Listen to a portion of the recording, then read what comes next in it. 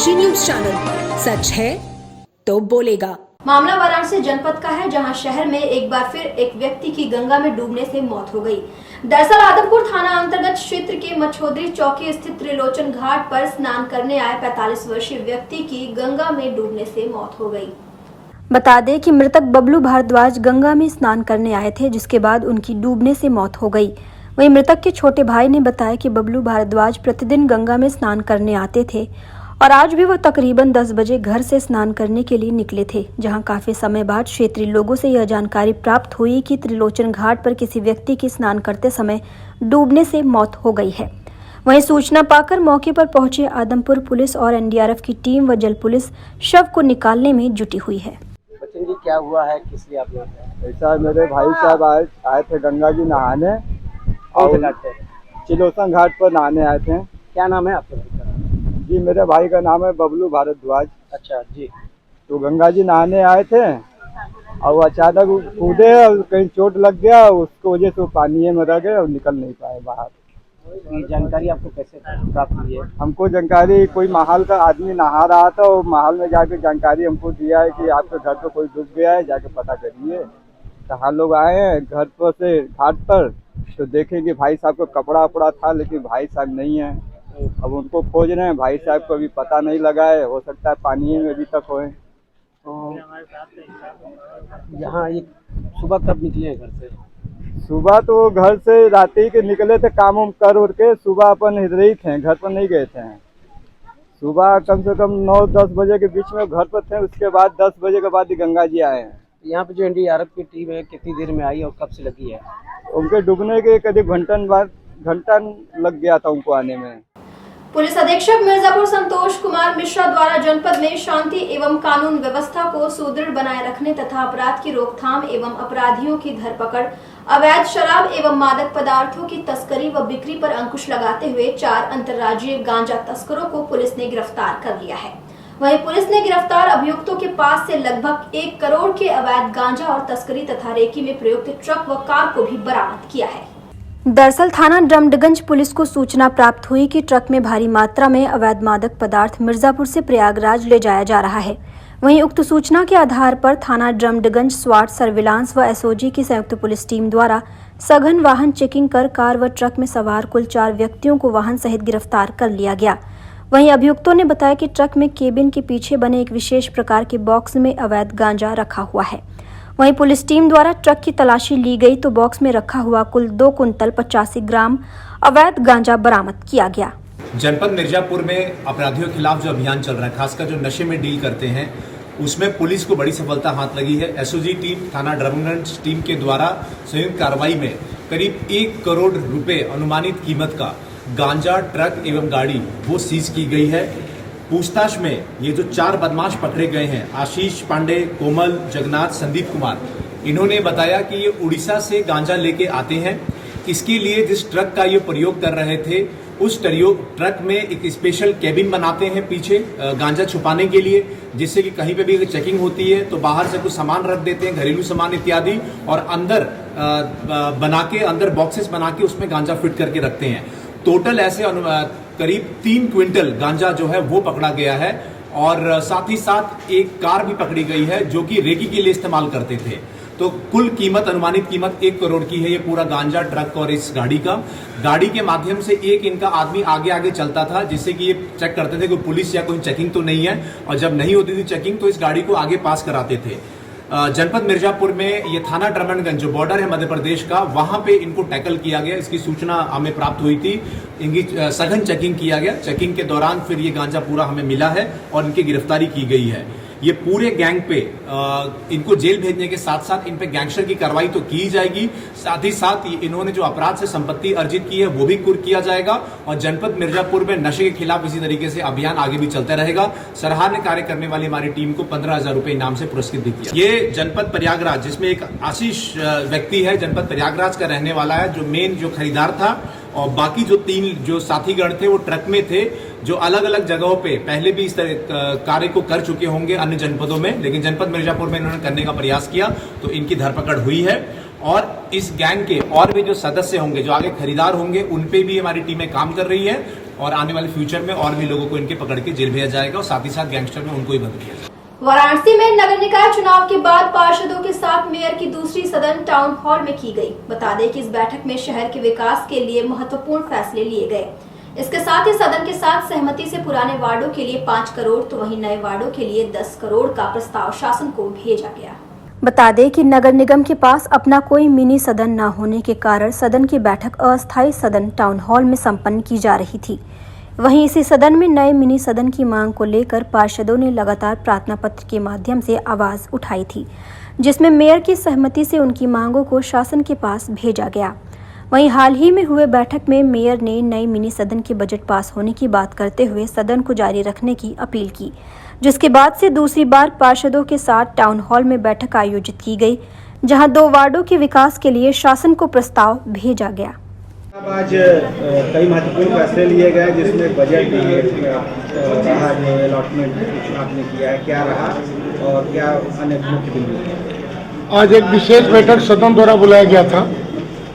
एक प्रस्ताव नगर के विकास के लिए सभी वार्डों से मंगाया गया था, उसके निमित्त बैठक बुलाया गया था और सभी पुराने वार्डों के लिए 5 करोड़ रुपया और जो नए वार्ड बने हैं उनके लिए सदन ने सर्वसम्मति से 10 करोड़ का प्रस्ताव शासन को भेजा है।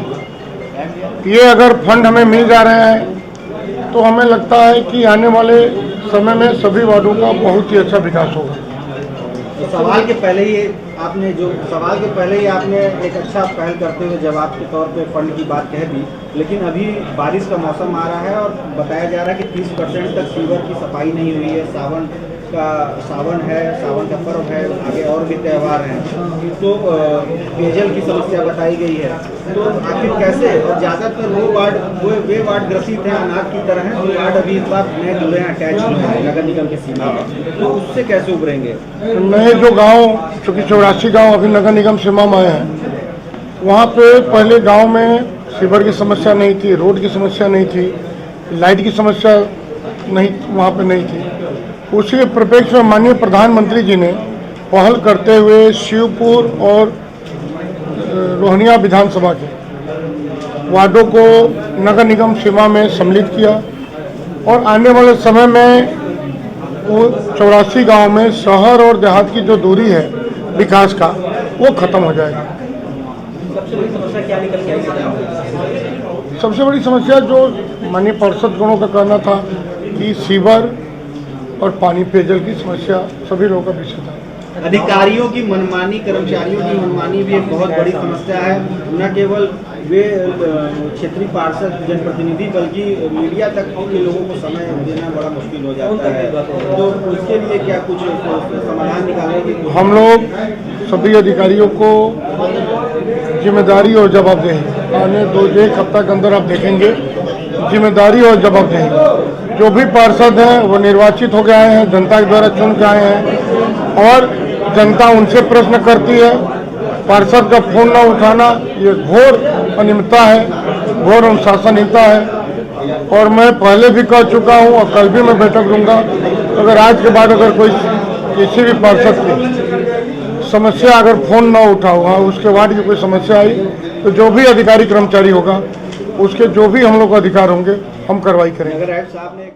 वाराणसी में वार्षिक स्थानांतरण नीति 2023-24 में निर्देशित संवंगवार कुल कार्मिकों की संख्या के अधिकतम 10% की सीमा तक ही स्थानांतरण किए जाने के संबंध में लोक निर्माण विभाग के वरुणापुर स्थित कार्यालय के समस्त खंडों में कार्यरत खंडीय सहायकों द्वारा 2 दिवसीय कलमबंद हड़ताल किया जा रहा है।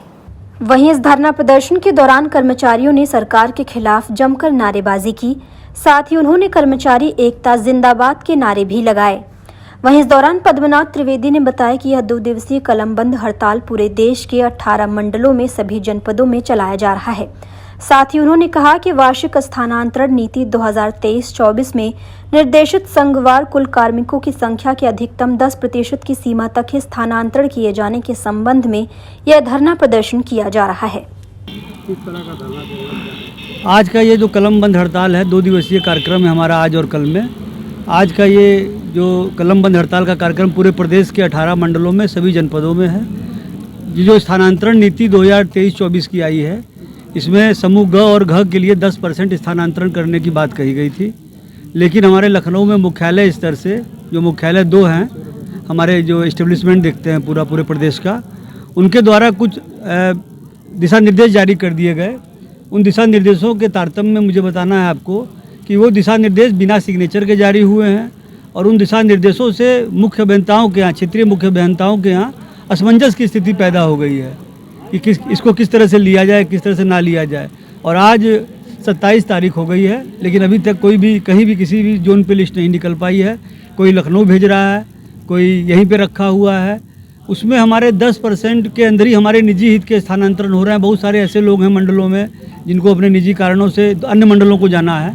कुछ महिलाएं हैं जिनकी पारिवारिक समस्याएं, किसी की बीमारी है, किसी के बच्चे हैं, इन सब को लेकर भी पिछले वर्ष भी स्थानांतरण नहीं हो पाए थे हमारे, और इस वर्ष भी स्थानांतरण लंबित है। उन्हीं सबको हम सब लोगों ने जोड़कर आज का ये कलमबंद हड़ताल किया है और कल क्षेत्रीय कार्यालय पर धरना है। आज के इस कलमबंद हड़ताल का दूसरा बिंदु एक और है। हमारे कानपुर क्षेत्र के अधीक्षण अभियंता हैं श्री कन्हैया झा द्वारा 4 हमारे खंडीय सहायकों को निलंबित कर दिया गया है और उनके तानाशाही रवैये को लेकर भी पूरे कर्मचारी वर्ग में आक्रोश है, असंतोष है। उसके विरोध में भी आज का ये धरना है और इसके विषय में कल हमारी प्रमुख अभियंता महोदय से हमारे पदाधिकारियों की बात हुई, आज भी बात हो रही है और जैसा भी आगे दिशा निर्देश होगा उसको किया जाएगा। हम लोगों का कहना है कि कर्मचारियों का उत्पीड़न, अन्याय जो उनके खिलाफ किया जा रहा है, तानाशाही रवैया, उसको तत्काल बंद किया जाए। स्थानांतरण नीति में जो 10% कहा गया है, उस 10% को 10% कर दिया जाए नियमानुसार। संगठन में कोई आपत्ति नहीं है, लेकिन अगर उसमें छेड़छाड़ की जाएगी, उसमें अनावश्यक रूप से कर्मचारियों को उत्पीड़ित किया जाएगा, प्रताड़ित किया जाएगा, तो संगठन आगे भी कड़ी कार्रवाई करने को बाध्य होगा। इसकी पूरी जिम्मेदारी हमारे मुख्यालय 2 स्तर के लखनऊ की होगी, हमारे प्रमुख अभियंता की होगी और इन तानाशाही अधिकारियों की होगी। खबर गाजीपुर से है, जहां करंडा ब्लॉक अंतर्गत धरवा ग्राम सभा के रोजगार सेवक संतोष कुमार बिंद्रा पर ग्राम सभा के ही रहने वाले लोरिक प्रसाद बिंद त्यागी ने गंभीर आरोप लगाया है। जहां शिकायतकर्ता ने आग्रह किया है कि ग्राम सभा के विकास के लिए रोजगार सेवक के नियुक्ति को रद्द कर दिया जाए। बता दें कि वही लोरिक का आरोप है कि महिला आरक्षण के स्थान पर पुरुष रोजगार सेवक संतोष कुमार बिंद्रा ग्राम सभा में कार्य कर रहा है। वहीं रोजगार सेवक की पत्नी बीसी सखी है, जिसकी मशीन लेकर ग्राम सभा में करीब 200 लोगों से 5-5 हजार रुपए लिया गया है। साथ ही उन्होंने बताया कि इसकी लिखित शिकायत डीएम, श्रमायुक्त, पीडी, मुख्य विकास अधिकारी, खंड विकास अधिकारी से की गई है। वहीं रोजगार सेवक संतोष कुमार बिंद्रा ने फोन पर वार्ता के दौरान खंड विकास अधिकारी ब्रिजेश कुमार अस्थाना पर आरोप लगाते हुए कहा कि कुछ दिनों पहले ब्लॉक में अमृत सरोवर की फाइल जमा की गई थी, जिसमें खंड विकास अधिकारी द्वारा 5% कमीशन मांगा गया था, जिसकी शिकायत उच्च अधिकारियों से लिखित रूप से की गई है। हालांकि इस मामले को देखते हुए बीडीओ ने कार्यवाही के आदेश दिए हैं। लोरी जी किस गांव के निवासी हैं? धरवा। समस्याएं क्या है आपकी? समस्या ये है कि महिला आरक्षण के स्थान पर पुरुष रोजगार सेवक काम कर रहा है और उसकी औरत बीसी सखी है, उस पर मशीन लेकर के पूरा 5-5 हजार रुपया सभी लोगों से उतार लिया है। इसमें अर्धान प्रधान सभी लोग त्रसित हैं, बीडीओ, ग्राम सेवक सभी लोग त्रसित हैं। कैसा क्यों हो रहा है? उसकी जो है मशीन जो है वापस कराई गई और ये प्रताड़ित करके 200-300 लोगों से जो है 5,000-2,000 रुपया उतार ले लिया है। यही संतोष बिंद्रा है, ये प्रधान, ये रोजगार सेवक है। ये कहता है हमसे कोई मतलब नहीं है, प्रधान क्या करेगा? प्रधान तो मैं हूँ। ये पूरे गांव को प्रभावित कर डाला है और काम शासन के द्वारा मनसा की काम कराया जाए और काम नहीं हो पा रहा है। इसकी शिकायत आप अधिकारियों से नहीं की? इसकी शिकायत जो हमने श्रमायुक्त को दिया, पीडी अधिकारी को दिया, मुख्य अधिकारी को दिया, जिला अधिकारी को दिया, मुख्यमंत्री को जीआरएस पर डाला 2 तारीख को, फिर 8 तारीख को डाला। अभी तक कोई कार्रवाई नहीं। एक आया है जो रिपोर्ट आई है सभी लोगों की सेवा में हम संलग्न आपको दे रहे हैं। इसको देख करके आप खुद जान जाएंगे कि नहीं ये महिला आरक्षण के स्थान पर जो है पुरुष सेवक काम कर रहा है, जो कि न्याय संगत नहीं है। लिखते हैं लोग कि ये कार्रवाई की जा रही है। 4 महीना बीत गए, कार्रवाई कब करेंगे? इसकी नियुक्ति को रद्द करिए। सर, धरवा ग्राम सभा है, वहाँ पे रोजगार सेवक की जो नियुक्ति हुई थी, जो कि आरक्षण के सापेक्ष नहीं हुई थी। महिला आरक्षण था और उसमें पुरुष की नियुक्ति कर दी गई थी। सर, जो शिकायतकर्ता है लोरी कुमार बिंद त्यागी, उन्होंने आरोप लगाया है कि यहाँ पे जो नियुक्ति है फर्जी है। इसको लेकर सर आपके द्वारा किस तरह की कार्रवाइयाँ की जा रही है?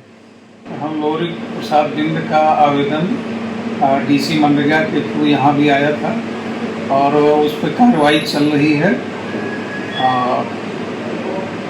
कार्रवाई जो है वो जैसे ही वो हो जाएगी वो उस पर जो है अमल किया जाएगा। सर, रोजगार सेवक का एक ऑडियो जो है सोशल मीडिया पे वायरल हो रहा था। सर, इसको लेकर सर आपके द्वारा किस तरह की कार्रवाइयाँ की जा रही है? रोजगार सेवक का जो ऑडियो वायरल हो रहा था वो मेरे संज्ञान में भी आया। मैंने प्रथम दृष्टया उसको समस्त प्रकार के कार्यों से मुक्त कर उसके लिए उसकी जांच के लिए जांच अधिकारी को नियुक्त कर दिया है कि उसकी समस्त प्रकार के क्रियाकलापों की जांच की जाए। उसके अलावा हमारे परियोजना निदेशक महोदय के यहाँ से भी एक पत्र आया कि उसको प्रधानमंत्री आवास योजना की भी जियो टैगिंग से रोक दिया जाए। उत्तर प्रदेश अधीनस्थ सेवा चयन आयोग लखनऊ द्वारा शासन से अनुमति के उपरांत ग्राम पंचायत अधिकारी, ग्राम विकास अधिकारी एवं समाज कल्याण पर्यवेक्षक प्रतियोगितात्मक परीक्षा 2018 पुनर्परीक्षा 26 व 27 जून 2023 को आयोजित की गई है, जिसके परिप्रेक्ष्य में पुलिस अधीक्षक मिर्जापुर संतोष कुमार मिश्रा के निर्देशन में उक्त भर्ती परीक्षा को सकुशल संपन्न कराए जाने हेतु जनपद में बनाए गए विभिन्न परीक्षा केंद्रों पर पर्याप्त पुलिस बल की ड्यूटी लगाई गई है, जिसके दौरान परीक्षा में हाईटेक तरीके से नकल करने वाले 2 शातिर अभियुक्तों को गिरफ्तार किया गया। वहीं इनके कब्जे से मास्टर कार्ड व ब्लूटूथ डिवाइस भी बरामद किया गया है। बता दें कि उपरोक्त परीक्षा के दौरान मिर्जापुर स्थित एक स्कूल में प्रथम पाली में परीक्षा दे रहे गौतम यादव निवासी अहमलपुर जौनपुर को परीक्षा कक्ष में अनुचित साधन मास्टर कार्ड एवं ब्लूटूथ का प्रयोग कर परीक्षा में नकल करते हुए गिरफ्तार किया गया। वहीं उपरोक्त परीक्षा के दौरान बीएलजे इंटर कॉलेज मिर्जापुर में द्वितीय पाली में परीक्षा दे रहे नवीन कुमार निवासी बिहार को भी परीक्षा कक्ष में अन्य अभ्यर्थी अजीत कुमार के स्थान पर परीक्षा देते समय बायोमेट्रिक वेरिफिकेशन के दौरान गिरफ्तार किया गया। हालांकि दोनों उपरोक्त गिरफ्तार अभियुक्तों के विरुद्ध नियमानुसार अग्रिम विधिक कार्यवाही की जा रही है।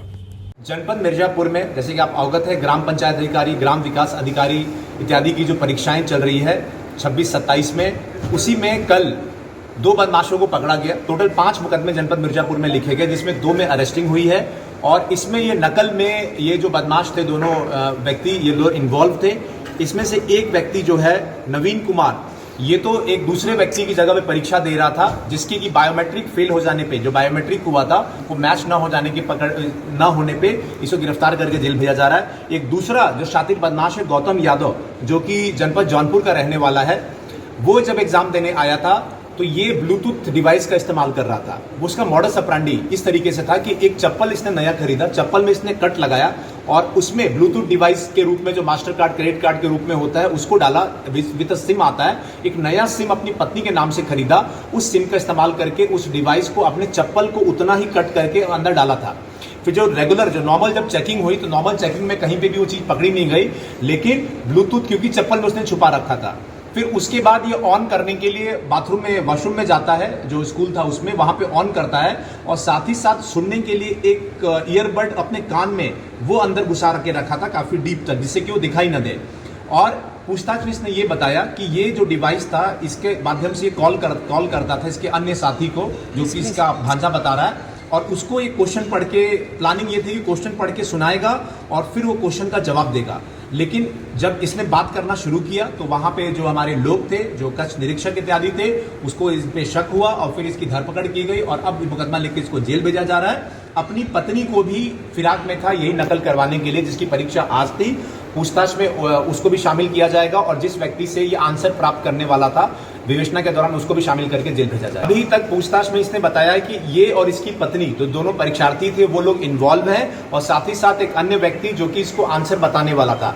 ये खुद एक टीचर है, एक प्राइवेट टीचर है, जो कि ITI और कॉलेजों में पढ़ाता है तो अपनी नॉलेज का गलत फायदा उठा के ये चीटिंग करने चला था, लेकिन समय रहते हुए इसको पकड़ लिया गया है और जनपद मिर्जापुर में परीक्षाओं के दौरान ऐसे और भी जो लोग गड़बड़ी फैलाएंगे उन सबको पकड़ के जेल भेजा जाएगा। पूर्वांचल की खबरों से जुड़े रहने के लिए आज ही सब्सक्राइब करें हमारा YouTube चैनल डनकाशी और हाँ, लेटेस्ट अपडेट्स के लिए बेल आइकन को प्रेस करना ना भूलें। और आपके पास है कोई जानकारी या है कोई सूचना तो हमारे दिए गए नंबर पर आप हमसे संपर्क कर सकते हैं।